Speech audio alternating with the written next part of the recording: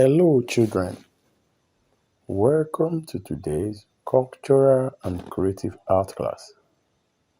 Welcome to today's Cultural and Creative Art class. In today's class, our topic is music and noise. What is music? Music is a written sign representing a vocal or instrumental sound.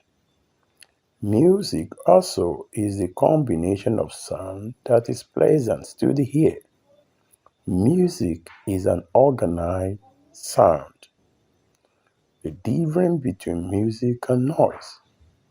Music is organized while noise is unorganized. Sources of sound. We have three sources of sound. Number one, voice. A voice is a sound produced by humans and animals. Number two, instrumental sound.